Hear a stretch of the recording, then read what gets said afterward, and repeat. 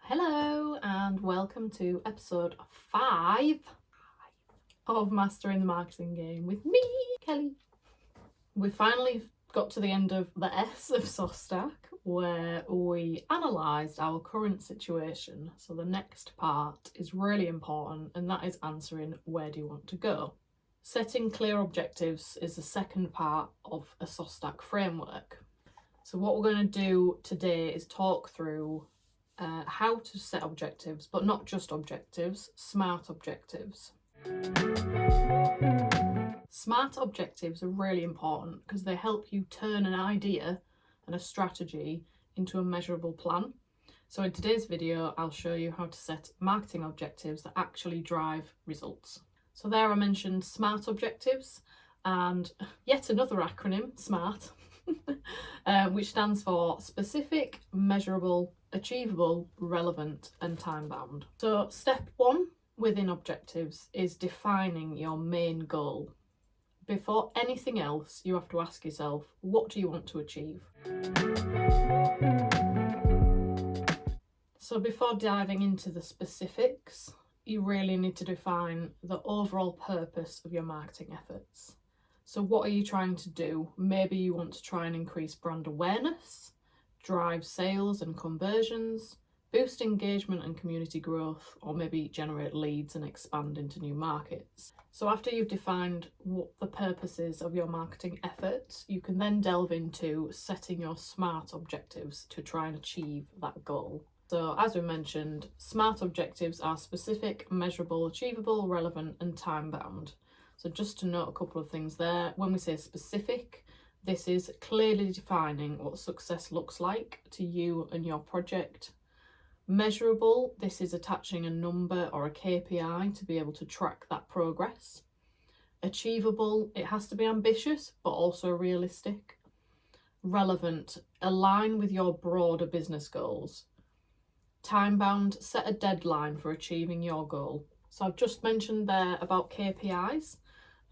These are key performance indicators, and these are metrics that you can use to measure your success.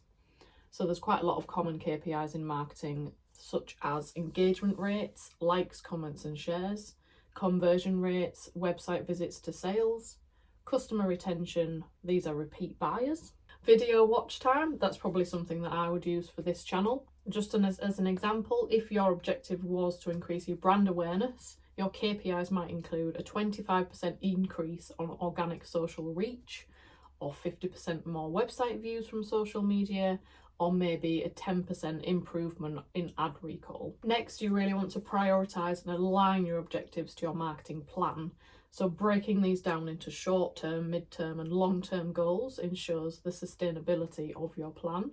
So a short-term goal would be 0 to 3 months, and that might be increase engagement and visibility.